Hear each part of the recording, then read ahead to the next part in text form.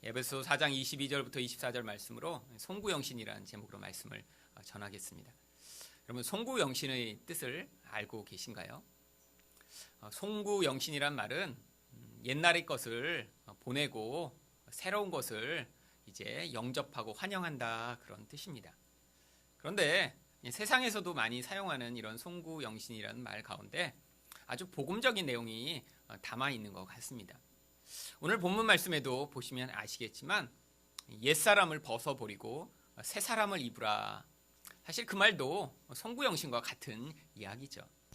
우리 안에 있는 옛사람이 우리 안에서 정말 옷처럼 벗어지고요, 우리 안에 정말 하나님으로 말미암아 새롭게 지어진 새 사람이 이렇게 옷 입는 것처럼 입을 수 있다면 얼마나 좋겠습니까?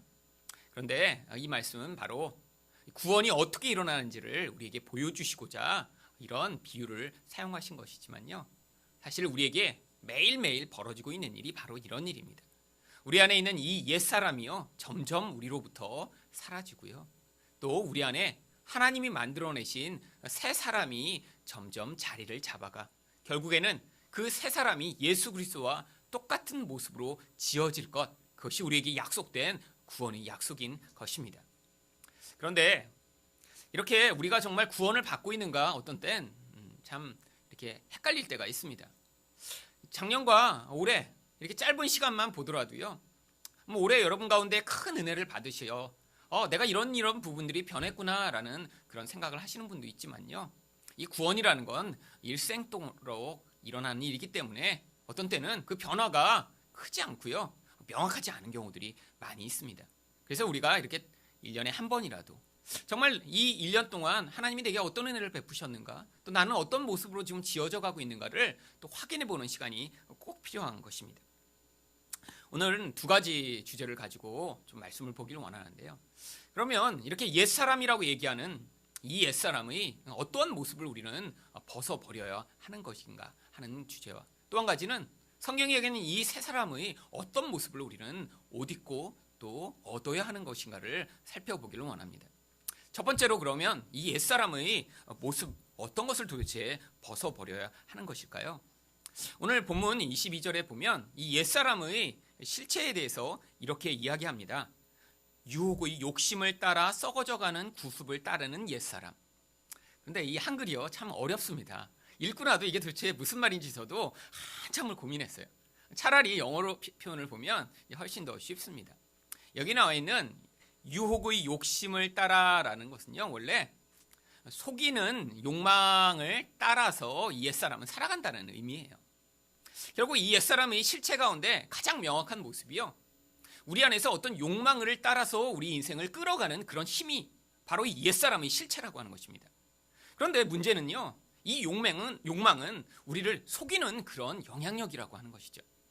여러분, 욕망이 우리를 어떻게 속이나요? 첫 번째는 이 욕망은요, 하나님 나라의 영적인 것에 참된 생명이 있음에도 불구하고 그 영적인 생명을 추구하지 못하도록 눈에 보이는 것, 육신의 것에만 우리 모든 관심이 집중되게 만드는 식으로 우리를 속입니다. 여러분, 이게 바로 욕망의 실체예요. 눈에 보는 것으로 말미암아 우리가 기쁠 수 있다고 속이고요, 눈에 보는 것, 이 세상의 것을 우리가 많이 소유하면 행복해질 수 있다고 우리를 속입니다. 여러분, 광고에 매일처럼 수십 번, 수백 번 접하는 이 세대 가운데 우리는 살아가면서 광고가 이야기하고 이 미디어를 통해 우리에게 영향을 미치는 것을 자꾸 접하다 보면요, 우리 또한 이전과는 달리 점점점 그렇게 눈에 보여지는 것, 이 세상에 있는 것에 대한 욕망이 우리 안에서 점점 커지게 마련입니다. 옛날에는 원래 그런 게 있는지도 몰랐어요. 그런데 한번 그걸 보고 나면요, 우리 안에서 그것들이 자꾸 사모가 되고요, 갖고 싶어지고요, 그걸 소유하고 가지게 되면 내가 마치 행복할 것처럼 착각하게 됩니다. 문제는요, 여러분, 광고는요, 반드시 그것들을 본 사람에게 영향을 미쳐야 되고, 또 그것을 본 사람이 그런 욕심을 자극하여 반드시 사도록 만들어야 하기 때문에 여러분, 광고를 선전하는 사람들을 보면요, 정말 행복한 것 같아요. 여러분, 이렇게 술 광고하는 이렇게 그 포스터 같은 거 이렇게 보시면요, 여러분, 얼마나 그 술 한 잔만 먹으면 정말 인생을 다 가진 것 같은 그런 행복을 느낄 것 같아요. 여러분, 이렇게 술집 같은데 이렇게 포스터가 붙어 있잖아요. 그럼 그 한 잔을 쫙 마시는 그 표정, 야, 저 술 한 잔에 저런 행복과 만족과 기쁨을 얻을 수 있으면 나도 맛볼 텐데. 여러분, 근데 광고입니다. 여러분, 술 먹고 저렇게 행복해지질 않아요. 오히려 술 먹으면요, 사람들이 굉장히 개처럼 변하죠. 근데 광고를 보면요, 정말 그걸 마셔야 될 것만 같아요. 여러분, 사람들이 그러니까 그런 것을 자꾸 접하는 이 세대 가운데 그게 우리 욕망과 너무나 일치하는 거예요. 남들이 갖지 못하는 것을 가지면, 남들이 먹지 못한 것을 먹으면, 남들이 가보지 못한 데를 내가 가보면. 여러분, 그런데 실제로 그렇게 먹고 싶었던 것 먹어도요, 금방 또 배고픕니다. 여러분, 뷔페 갔다 와서 일주일 동안 난 배가 하나도 안 고파, 이런 분은 이상한 분이에요. 여러분, 뷔페를 아무리 가서 많이 먹어도요, 다음날 아침이면요 또 배가 고파요. 여러분, 아무리 멋진 것을 가져도요, 그 다음 또 새로운 충동이 싹 틉니다.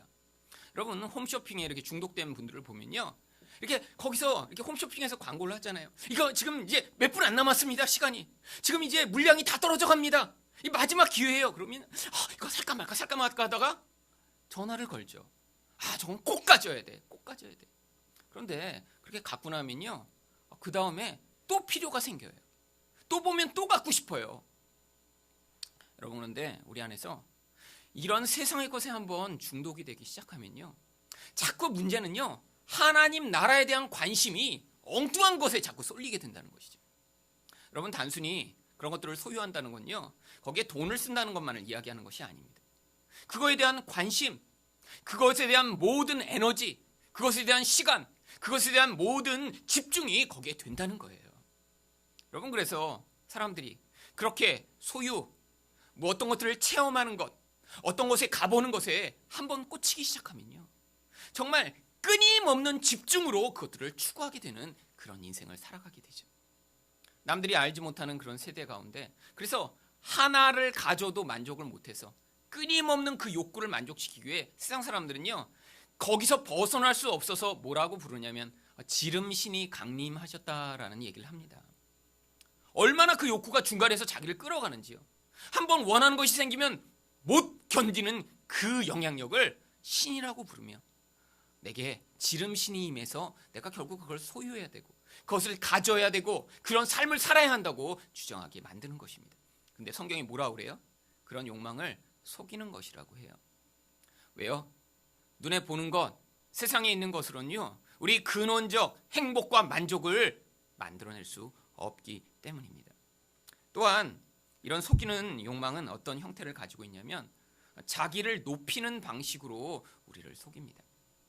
여러분, 세상에서 힘이라는 것은요, 참 좋은 거예요. 그렇죠? 힘이 있으면 대접을 받습니다.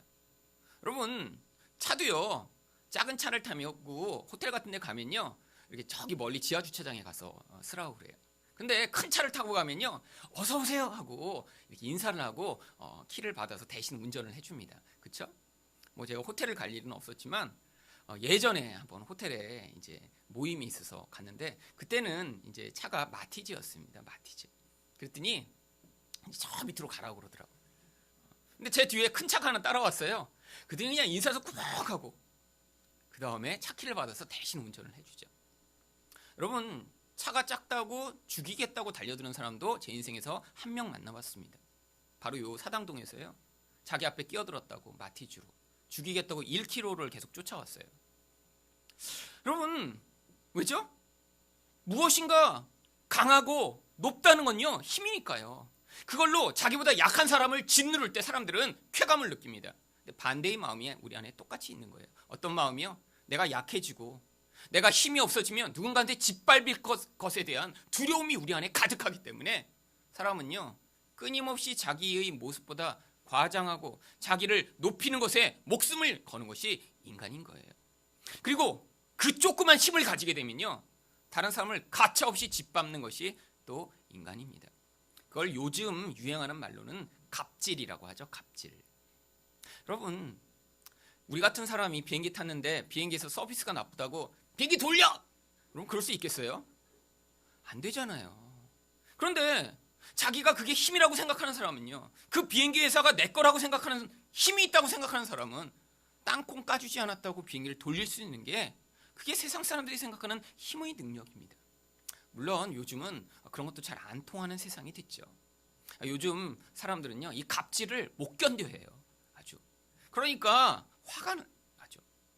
사실은 그런데 그렇게 사람들이 갑질을 못 견뎌하는 우리 또한요, 똑같은 짓을 할 때가 많이 있습니다.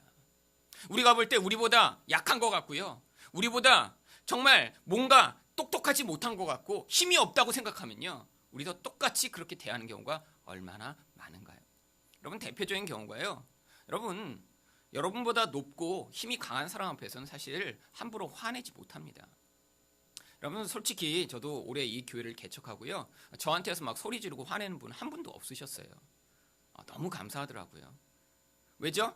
아직은 제가 여러분보다 높이 있잖아요. 네. 그리고 여러분도 이제 오셔서 아직 여기서 이렇게 화내고 막 그러다가 안 될 것 같으시니까 아직은 인정을 하시는 거죠. 그래도 이제 나보다 높다. 그리고 이제 강단도 이제 높였으니까 이제 더 이제 이렇게 화내시면 안 돼요. 여러분, 그런데 그렇다고 1년 내내 화 한 번도 안 내셨나요? 솔직히 화 많이 내셨죠? 그런데 주로 누구한테 화내셨죠? 여러분이 갑질할 수 있는 사람들, 그리고 그게 밖으로 잘 드러나지 않을 만한 사람들, 그리고 내가 그렇게 화를 내도 함부로 나한테 반격하지 못하는 사람들을 향해 여러분 화를 내신 경우 많죠? 주로 어떤 사람한테 화내시죠? 엄마는면 애들한테 화 많이 냅니다. 그렇죠? 가족끼리는요, 서로 그 갑질을 해대는 거예요. 사실 내가 더 힘이 강하니까 내 말을 들어. 근데 말을 잘 안 들어요. 사실은 부부들은요. 그러니까 서로를 향해서 화를 내는 경우가 많은 거고요. 여러분, 또 어디다 화내시죠? 여러분이 회사의 사장님이셨으면 아마 직원들을 향해 많이 화내셨을 거예요. 그런 근원 가운데 있는 마음이 다 뭐죠? 내가 높아져서 내가 너를 지배하고 너를 다스리고 내가 영향을 미치니까 나를 높은 자로 인정해줘라고 하는 그 인간이 하나님 되고자 하는 욕망이 표출되고 있는 것입니다. 여러분, 바로 이 모습이 속이는 욕망의 모습이에요. 여러분, 하나님은요, 우리를 하나님으로 만드시지 않았어요. 하나님은요, 우리가 죄인이며 그래서 하나님의 은혜가 필요한 자로 이 땅을 살기를 원하시는 거예요. 여러분이 만약에 오랫동안 사시면서 내가 이렇게 더 높아져야겠다, 누군가 나를 이렇게 함부로 대하는데 내가 더 높아져서 저 사람을 함부로 대하는 사람이 되고 싶다. 아니, 그러면서 또 한편으로는 여러분보다 약한 사람을 향해 여러분이 함부로 대하고 말을 함부로 하고 화를 내고 계셨다면 여러분 또한 속이는 욕망에 이끌리며 이 땅에서 하나님 노릇처럼 그렇게 속이는 마음이 이끌린 대로 사신 거예요. 여러분 또한요, 이런 속이는 욕망은요, 우리 안에서 습관적으로 짓는 죄를 계속해서 하도록 만듭니다. 여러분, 죄 가운데 있으면서 그 죄가 우리를 지배하고 그게 습관이 되면요, 결국 거기서 벗어나지 못해요. 그리고요, 그것이요, 가까운 관계를 계속해서 파괴하게 만듭니다. 여러분, 결국 이런 우리 안에 있는 속이는 욕망이 만들어내는 그런 모습을 오늘 22절엔 또 구습을 따르는 모습이라고 얘기합니다. 여러분, 구습이라는 게 뭐죠? 옛날 습관이에요. 옛날 습관. 여기서는요, 지금 에베소 교인들을 향해 이 편지를 보내고 있기 때문에 그들은 이전에 예수를 믿지 않는 사람들이었습니다. 여러분, 이렇게 예수를 믿지 않는 그 도시에서 살던 사람들, 그래서 세상의 문화와 세상의 삶을 가지고 살아가던 사람들, 그런데 욕심이 있으니까요, 옛날에 살던 방식이 너무나 익숙하니까 예수를 믿어도 쉽게 벗어나지 못하는 거예요. 그런데요, 습관이 되면요, 나중에도 거기서 벗어나기가 어려운 것이죠. 우리 안에도 이렇게 습관처럼 짓는 죄가 얼마나 많이 있습니까? 예수를 믿는다고 하더라도요, 하나님의 은혜가 임하기 전에 내 영혼을 다스리고 지배하던 그 영향력으로부터 나와서 우리가 끊임없이 하나님께 나아가지 못하도록 만드는 이런 습관적인 죄악들. 여러분, 우리 안에서 이런 습관적인 행위가 어떻게 표출되나요? 결국 우리가 가진 모든 에너지를 거기에 소모하게 만듭니다. 또한 우리가 가진 돈도 거기다 다 쓰게 만들고요, 모든 관심도 거기다 기울이게 만들어서 결국엔 자기 욕망을 만족시키는 방식으로 그 습관이 굳어져 버린 거예요. 여러분, 이것이요, 무슨 결과를 만들어내죠? 성경의 22절에 나오는 대로 썩어져 가는 옛사람이라고 얘기합니다. 결국 그 결과가요, 썩게 만드는 결과를 만든다는 거예요. 여러분, 이게 바로 우리가 벗어버려야 하는 옛사람의 모습입니다. 결국 그 실체가 무엇이죠? 욕망의 이끌림을 받는 그런 양식인 거예요. 여러분, 올 한 해 동안 얼마나 그런 욕망에서 자유를 얻으셨나요? 아니, 작년보다 더 많이 그렇게 여러분이 눈을 만족시키고 입을 만족시키고 귀를 만족시키는 것에 늘 집중하여 오히려 더 살고 계시진 않나요? 여러분이 지금 예수 그리스도 안에서 여러분 안에 있는 그 구원이 이루어지고 계시다면요, 하나님이 여러분의 삶에 개입하셔서 이전에는 늘 그렇게 눈에 보는 것, 먹는 것, 듣는 것, 자기 쾌락을 만족시키는 그런 것에 집중하고 사셨더라도 이제는 거기에서 하나님이 여러분을 끄집어내시고 계셔야 돼요. 그래서 옛날에 그렇게 좋던 게 더 이상 그렇게 좋지 않고, 옛날엔 그렇게 먹을 거 찾아다니라고 팔도를 돌아다니던 사람이 이제는 이것들이 다 별것이 아니구나라는 그런 변화된 과정으로 지금 살고 계셔야죠. 그렇다면 하나님은 우리 안에서 어떤 새 사람의 모습을 만들어내시길 원하는 것일까요? 그런데 이렇게 새 사람을 하나님이 만들어내시기 위해서는요, 우리 반응이 아주 중요합니다. 바로 그 반응이 23절에 나와 있는 거예요. 23절을 한번 읽어보겠습니다. 오직 너희 심령이 새롭게 되어. 여러분, 바로 새 사람을 입기 전에 우리 안에서 심령이 새롭게 되는 일이 필요하대요. 왜죠? 여러분, 이 심령은요, 바로 우리 안에 있는 하나님에 대한 반응을 하는 영적인 부분을 이야기하는 것입니다. 그런데요, 이런 심령이 새롭게 되기 전에 하나님이 우리 안에서 이렇게 새 사람을 만들어내실 수가 없는 것이요, 바로 우리 안에서 하나님이 행하신 그것들을 자발적으로 순종하는 영혼이 되지 않거든요. 여러분, 하나님이 우리를 마치 로봇처럼 다루시지 않기 때문입니다. 우리 안에서 그런 근원적인 변화가 나의 자발적 순종과 헌신으로 말미암아 반응하지 않고 하나님이 우리를 묶어놓고 막 우리를 때리시고 우리를 혼내셔서 어떤 자리로 오게 만들면요, 그거는요 마치 아무런 자유를 갖지 않은 채로 억지로 복종해야 하는 그런 결과밖에 남길 수 없는 것이죠. 그래서 우리 안에서 이런 심령의 변화가 필요한 것입니다. 그런데 이 심령의 변화라는 것은 첫 번째로 우리 안에 있는 이런 옛사람의 모습이 정말로 부끄러워지고 창피한 우리 자신의 모습에 대한 인식의 변화와 함께 일어나게 되는 거예요. 여러분, 여전히 옛날과 같은 모습이 살고 있는데 그게 자기 자랑이며 자기 즐거움, 자기 힘으로 남아있다면 여러분, 아직 심령의 변화가 안 된 거예요. 여러분 안에서 그런데 옛날에 내가 이렇게 즐거워하던, 옛날에 내가 이렇게 목숨 걸고 추구하던 것이 사실은 하나님 앞에선 아무것도 아닌 거구나. 그런 영적인 시각으로 바라보고 나니까 이런 육신의 것, 눈으로만 내가 세상에서 만족을 추구하던 것, 내 정욕만을 위해 살던 나의 이 모습이 아무것도 아니구나. 정말로 중요한 하나님 나라의 일이 내게 더 필요하구나라는 그런 인식의 전환이 우리 안에서 필요한 것입니다. 여러분, 그래서 마음이 새롭게 되기 위해선 이렇게 자신의 옛사람의 모습에 대한 그런 새로운 인식뿐 아니라 하나님이 우리 안에서 만들어내실 그 새 사람에 대한 열망과 소망이 우리 안에서 또한 커져야 하는 것이에요. 그래야 하나님, 나의 이 부끄러운 모습을 벗겨주시고 우리 안에서 이렇게 하나님이 만들어내신 새 사람으로 살아갈 수 있는 은혜를 베풀어 주세요라고 하는 그런 반응, 그런 간구, 그런 기도가 있을 때 하나님이 여러분의 삶에 개입해 오시는 것입니다. 그러면 이렇게 우리 안에서 왜 또 하나님이 주실 이 새 사람에 대한 모습을 근데 사모하는 모습이 왜 잘 생기지 않는 것일까요? 그것은요, 우리 안에 있는 그 욕망과 두려움이요, 우리 전 존재를 지금 다스리고 있기 때문이에요.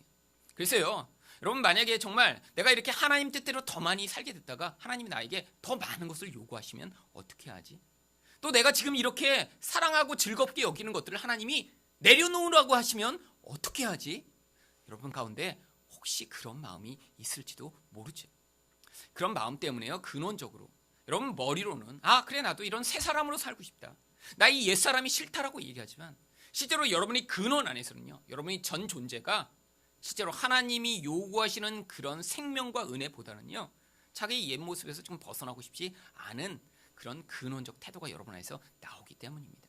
혹시 은혜를 더 많이 받아서 하나님이 나를 선교사로 아프리카에 가서 살라고 하시면 어떡하지? 이런 두려움이 있으신 분이 계신가요? 사실 저도 20대 때 이렇게 선교 집회 같은 데 가면 굉장히 두려운 적이 많았어요. 왜냐하면 이 선교 집회에 가면 늘 이렇게 나중에 막 찬양 부르고 그다음에 막 이렇게 하다가 일어나라고 그러잖아요. 이렇게 아프리카로 갈 사람 일어나라고. 근데 사실 저도 여러 번 일어났거든요. 근데 여러분 일어나면서도 야, 이렇게 안 갔다가 나중에 내 인생에 재앙이 임하면 어떡하지? 이런 마음으로 일어난 적도 있고요. 어떤 때는 그냥 그럼 오늘은 일어나지 말자 그래서 안 일어났던 적도 있고요. 사실 옛날엔 그런 일이 많았습니다. 여러분, 하나님이요 그렇게 억지로 아프리카에 보내지 않으세요. 우리 안에서요 정말 그리고 그렇게 억지로 해서 순종해서 간 사람은요 아프리카에 가면 안 돼요. 그런 사람이 가서 오히려 아프리카를 망칩니다. 정말 이 하나님 나라의 일이 너무 기쁘고 즐거워서 자발적인 마음으로 가야죠. 여러분, 하나님이요 여러분이 정말 하나님께 더 헌신했더니 아이고 이렇게 헌신했는데 네가 돈을 그거밖에 안 바치냐? 돈을 더 많이 바쳐라. 그래서 하나님이 나에게 이 재산을 다 요구하시면 어떡하지?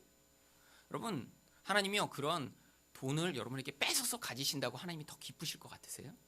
아니에요. 사실 하나님은요 우리 인생의 모든 것들을 공급하시는 분이신데 정말 그것이 하나님께로부터 왔다라는 사실을 반응할 수 있는가, 그걸 인정하는가를 테스트하기 원하시는 것이죠. 여러분, 그리고요 정말로 그런 하나님의 은혜에 대한 진정한 인식이 싹 트면요 여러분이 이렇게 귀하다고 여기는 것, 그것에 집중하지 않고요 그것을 더 하나님이 목적하시고 뜻하시는 것을 위해 흘려보낼 수 있는 그런 사람이 될 수 있고요, 거기서 자기를 위한 삶을 살던 것보다 훨씬 더 큰 만족과 기쁨을 누릴 수 있는 것입니다. 여러분, 하나님은요 우리 근원적인 변화를 이끌어내셔서 이렇게 두려움과 욕망에 매여 살아가던 존재로부터 하나님을 자유롭게 섬기는 자가 되기를 원하시는 것이죠. 하나님을 두려워하거나 하나님을 혹시 어떤 도구로 삼아 순종하는 그런 자가 되기를 원하시는 것이 아닙니다. 하나님은 그런데요 우리 안에서 어떤 새로운 모습을 만들어내시고자 하는 걸까요? 바로 오늘 24절에 보면요 의와 진리의 거룩함으로 지으심을 받은 사람을 만들어내시고자 한다고 이야기하고 있습니다. 여러분, 의가 뭐라고 말씀드렸죠? 하나님이 우리에게 요구하시는 관계 안에서요 그 사랑의 요구 조건을 완벽하게 지켜낸 그런 자격을 의라고 부르는 거예요. 여러분, 그런데 왜 또 그 다음에 하나님이 진리의 거룩함으로 우리를 또 바꾸어 나가시고자 하는 것이죠? 이것은요 진리의 말씀이 목적하고 있는 바로 우리를 죄에서 떠나게 만드는 거룩함, 그 목적을 위해 말씀이 작용하는 것들을 이야기하는 것입니다. 이 두 가지 요소가 바로 하나님의 백성을 하나님 형상답게 만들어가는 아주 중요한 통로거예요. 한 가지가 뭐라고요? 관계 안에서의 온전한 의, 또 하나는 말씀으로 말미암아 거룩함이 무엇인가 분별하게 만드는 그 분별의 능력이요. 여러분, 이 두 가지가요 그래서요 하나님 백성의 인생 가운데 개입해 오면서 하나님 백성을 하나님 형상답게 새 사람의 모습으로 바꾸어가는 것입니다. 여러분, 근데 이 두 가지가 어디에 가면 있죠? 바로 교회에 가면 있습니다. 어떤 교회에 있죠? 바로 공동체가 이루어진 교회에 가면 있는 거예요. 여러분, 이 의의 이런 온전함을 배우기 위해서는요 우리 안에서 우리가 불의한 존재라는 사실이 관계 안에서 자꾸 폭로돼야 돼요. 여러분, 근데 이게 가정에서는 쉽지 않습니다. 왜죠? 가정은요 감출 수 있거든요. 솔직히 여러분, 이렇게 10년을 교제해도요 가정에서 어떤 관계로 이렇게 부부나 부자나 관계를 맺고 있는지 잘 드러나지 않는 경우가 많습니다. 그런데 실제로 자기의 연약함, 불의함, 진짜로 사랑하지 못하는 모습이요 사실 가족들은 다 알고 있어요. 사실 오늘 제가 읽었던 책이 하나가 있습니다. 목사의 딸이라는 책인데 읽으면서 굉장히 참 충격을 받았고 굉장히 마음이 아프고 아직도 그냥 너무 마음이 무거워요. 사실 한국 교계 가운데 아주 유명한 박윤선 목사님이라고 하는 분이 계세요. 이분이 뭐 때문에 유명하냐면 전 세계에서 최초로 창세기부터 계시록 전권 주석을 쓰신 분으로 유명한 분이에요. 전 세계에서 혼자서 창세기부터 계시록을 주석을 쓴 분이 딱 2명이 있는데 둘 다 한국 사람입니다. 한 명은 박윤선, 한 명은 이상근. 그래서 지금은 이제 많이 안 보는 주석인데요. 이제 몇십 년 전까지 이 두 주석이 아주 많이 팔렸고요. 특히 박윤선 목사님의 주석은 아주 유명했습니다. 그런데 이제 목사의 딸, 그 박윤선 목사님이 딸이 쓴 거예요. 그래갖고 저는 이제 뭐 손양원 목사님의 딸이 쓴 뭐 우리 아버지 이야기 이런 책 있잖아요. 그래서 이제 아버지에 대한 이런 추억과 우리 아버지 얼마나 훌륭하셨는가 이런 얘기를 쓴 줄 알고 이렇게 읽으려고 그랬는데 아는 목사님이 이 책 좀 충격적이라고 그러면서 읽으라고 그러시는 거예요. 그래서 이제 부랴부랴 오늘 사봤습니다. 근데 정말 충격적이더라고요. 왜냐하면 이 박윤선 목사님 제가 개인적으로 아는 분이시거든요. 제가 어려서부터 쭉 다닌 교회에 아주 자주 오셔서 설교하셨고요. 또 그래서 개인적으로도 같이 식사도 하고 어려서부터 자주 뵀던 분이에요. 근데 이 딸이요, 이 아버지의 모습을 거기다 낱낱이 다 폭로를 했습니다. 어머니를 폭행했던 일, 자기 딸들과 아들들을 낳아놓고 사랑하지 않고 다 버렸던 일. 그래서 아버지 때문에 상처받은 그 이야기를요, 쓰지 않았으면 아무도 몰랐을 이야기를 정말 다 낱낱이 고백해 놓은 거예요. 아직도 상처가 다 끝나지 않았나 봐요. 본인은 은혜를 받아서 본인은 다 회복됐다고 그게 썼기는 했는데 제가 읽고 나니까 하나도 회복이 안 됐어요. 회복이 됐으면 쓰지 말으셨어야죠. 그 책을 안 썼으면 저도 여태까지 우리 박윤선 목사님 참 훌륭하시지. 말씀과 기도만으로 평생 사셨던 분인데 얼마나 훌륭하실까. 그랬는데 읽고 나니까 우리 박윤선 목사님 다시 보게 됐어요. 여러분, 그 딸만 그 얘기 안 썼으면 사실 거의 몰랐을 거예요. 근데 이 가정에 있는 일들은 이렇게 잘 안 드러납니다. 여러분, 근데요, 그래서 하나님이요, 가정 말고 또 어디를 만들어 놓으셨냐면 교회를 만드신 거예요. 여러분, 교회 와서요, 그냥 교회 예배만 드리러 다녀서는 안 돼요. 그래서 교회에 꼭 필요한 게 뭔지 아세요? 공동체입니다. 서로 관계를 여기서 맺는 거예요. 내가 싫어하는 사람과도 같이 있는 거예요. 그러면서 거기서 자기 불의함이 폭로되는 과정이 필요한 거예요. 집에서는 감출 수 있어요. 그런데 교회에서는요, 불가능합니다. 여러분, 여기 오셔서요, 다니시다 보면 그래서 불편한 사람이 생기셔야 정상이에요. 여러분, 여기서 앞으로 10년을 교회를 다니셨는데 모두 다 그냥 다 사랑스러워. 어떻게 이렇게 다 사랑스러운 사람만 있지? 여러분, 그러면 이 교회 그냥 그만 다니시고 빨리 하나님께 연락하셔서 천국으로 오게 해달라고 얘기하세요. 여러분 안에서 그렇게 완벽한 의, 완벽한 사랑의 사람이 됐다면 여러분은 더 이상 세상에 사실 필요가 없어요. 하늘나라 가시면 되죠.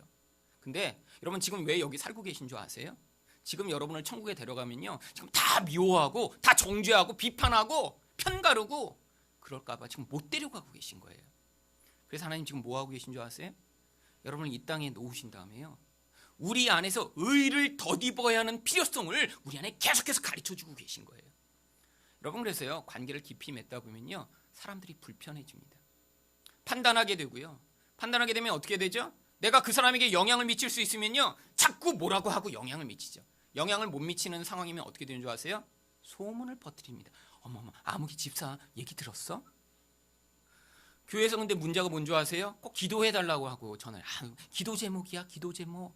그리고 그래서요, 교회에서 조금 연약한 일, 문제가 생긴 일, 어디서 누가 조금 틀어진 일이 있으면요, 사실은 집사님만 알아? 그런데 모두가 다 알게 돼요. 모두가. 여러분, 뭐 하는 거죠? 미워하는 거죠. 불의한 짓 하는 거죠. 자기가 얼마나 하나님의 기준에 모자란 존재인가 사실 지금 스스로 폭로당하고 있는 거죠. 근데 하나님이요, 일부러 그렇게 만드신 거예요. 여러분, 이 교회에 오시면서요, 이 교회는 새 교회니까 다 사랑하는 사람만 있겠지? 그런 걸 바로 착각이라고 부릅니다. 여기도요, 문제가 있을 거고요, 여기도요, 어려운 일이 있을 거고요, 여기도요, 그런 불의한 일이 드러난 일들이 반드시 있을 거예요. 그게 왜죠? 우리가 불의한 존재이기 때문이에요. 여러분, 우리가 의로워지는 게 아니에요. 우리는 여전히 불의한 존재입니다. 하나님이 요구하시는 사랑을 행할 수 없는 자들이에요. 그런데 하나님이 그런 자임에도 불구하고 우리에게 예수 그리스도의 의를 덧입혀 주셔서 우리가 의로운 자로 여기심을 받을 뿐이지만 하나님이 그 상태로 놔두실 수가 없는 거예요. 그래서 우리를 삶에 개입하셔서 우리 존재 안에 있는 불의를 자꾸 드러내시고, 하나님, 내가 이렇게 사랑할 수 없는 자요, 이렇게 불의한 자인데 은혜로 저를 덮어주세요라고 하는 겸손한 자가 되었을 때 그 안에서 예수 그리스도로 말미암는 은혜를 우리가 덧입는 자가 되게 하시는 거죠. 여러분, 또 한 가지가 바로 진리의 거룩한 말씀입니다. 여러분, 여러분의 욕망과 여러분이 원함을 충족하는 말씀을 찾아다니시면 안 돼요. 여러분, 말씀을 듣는다는 건요, 여러분이 힘드니까, 여러분이 외로우니까, 여러분이 어려운 가운데 있으니까 그것들을 하나님이 도와주시겠다, 하나님이 너를 축복하신다라는 말씀 때로는 필요할 때가 있지만, 여러분, 말씀의 진정한 목적은요, 우리를 거룩하게 하는 목적을 가지고 있는 거예요. 거룩이 뭐죠? 죄에서 벗어나는 것입니다. 여러분이 말씀을 들으시면서요, 내가 이렇게 사랑하지 못하는 존재구나. 내가 이렇게 불의한 존재구나. 내가 이렇게 나의 욕망과 쾌락만을 위해 사는 존재구나. 내게 하나님이 시간과 돈과 기회와 능력과 모든 것을 주셨지만 이것을 하나님과 다른 사람을 위해 쓰기보다는 나의 욕망과 쾌락만을 위해 살아가는 존재는구나.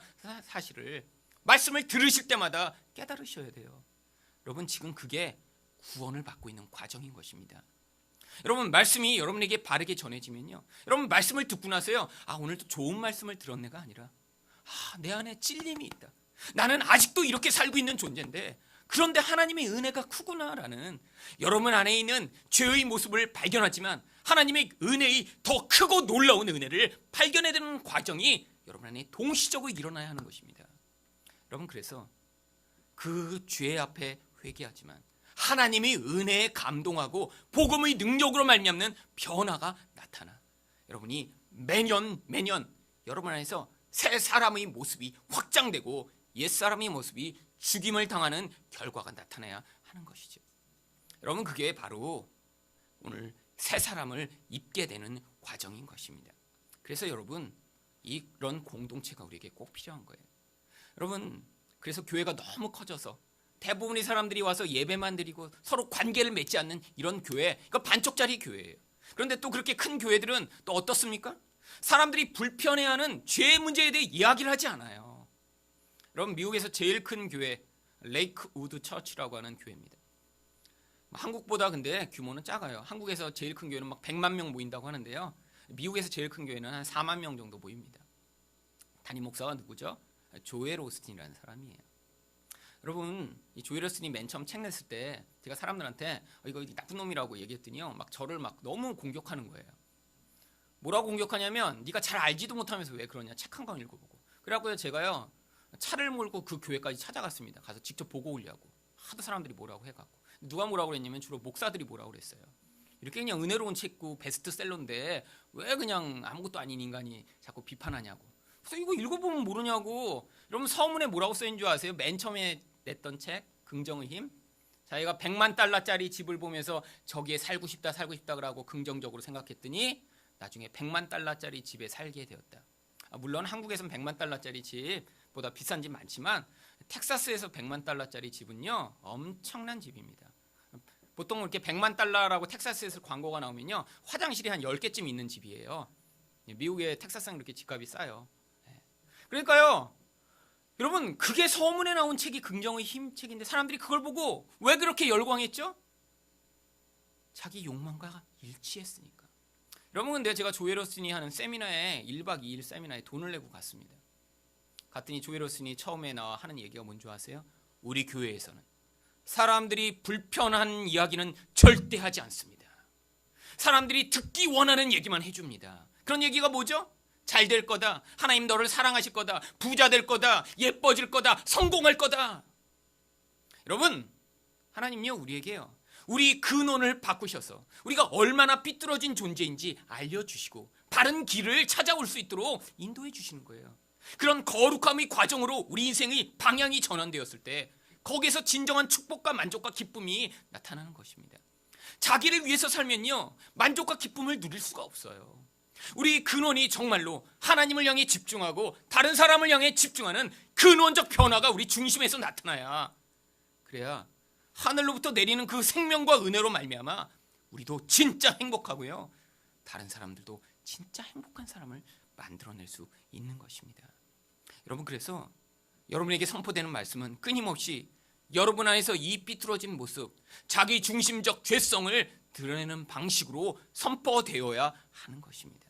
그럴 때 우리 안에 있는 이 새 사람이 힘을 얻고 새롭게 될 수 있는 것이죠. 여러분, 이 교회에 그래서 잘 오셨습니다. 이 교회에서 그래서 저는 앞으로 제가 죽을 때까지 복음만 선포할 거예요.